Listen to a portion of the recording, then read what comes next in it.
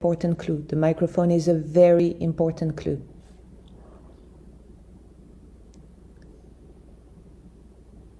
The frame, there are not enough frames in those kind of videos, so that frame includes the projectile and its effect on the shirt. The projectile is elongated because of the speed. You can see that it's silver though, you know, it's of a light color. I think that's another clue. The direction perfectly matches, you know, its effect on the vest. You can see that it's a vest, you know, there is some black part right here. It's a little thicker than the soft cotton right here. There is a motion upward, but the clue is right there.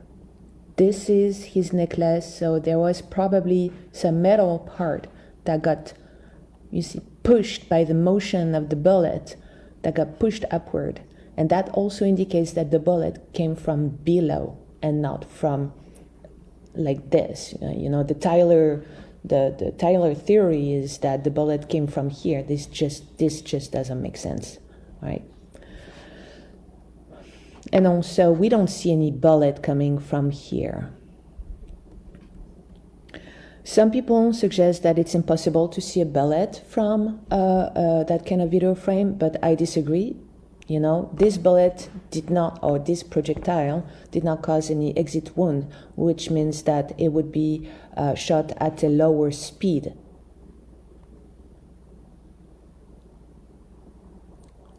You have the projectile. We don't know if it's a bullet. It could be a pellet. A pellet would cause no exit wound. It's designed to not cause too much damage, too much trauma. And it seems to be shot from under the table.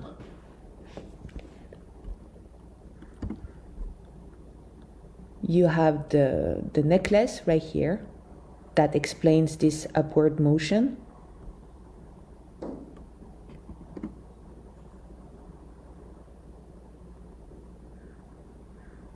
The body loses balance.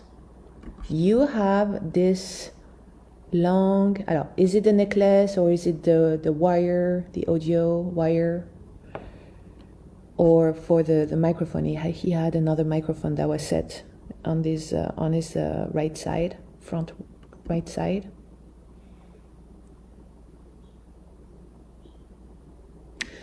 But you see that the wound is right here, okay? And that is, let me show you. That is the projectile that we see. And you can see that I drew a line that is just, you know, parallel. And if you create a continued line, it does hit that targeted area. So I think we are indeed seeing the projectile right here in this video. Right. So now let's talk about the audio.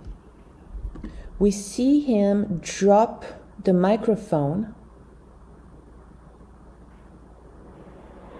towards the projectile source, which means that the microphone recorded the gunshot.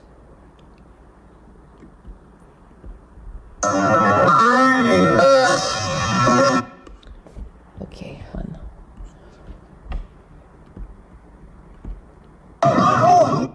Silence. Great. Do you feel like how loud it is?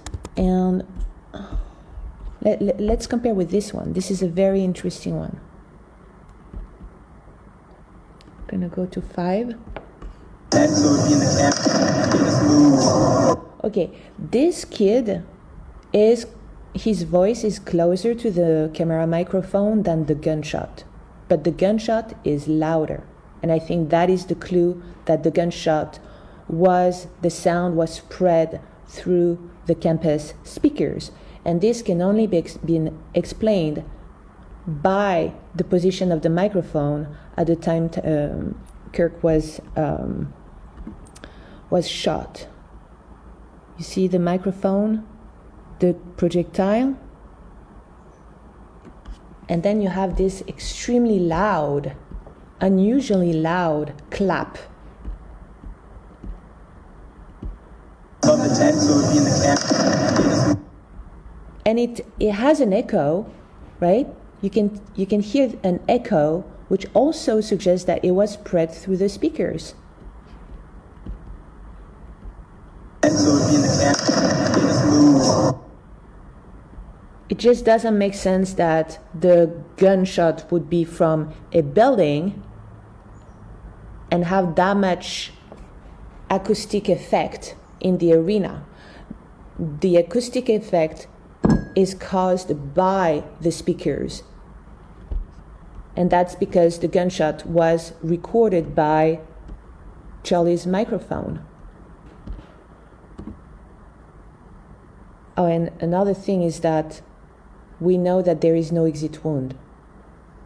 Somehow the FBI doesn't want to release the type of bullet that was used, that was retrieved under and lodged under his skin.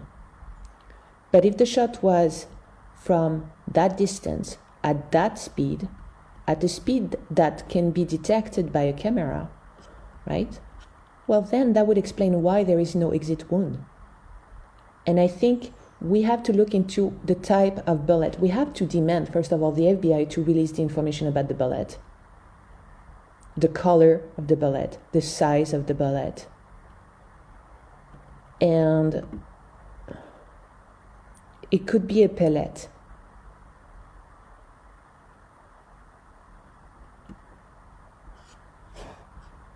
All right, thank you.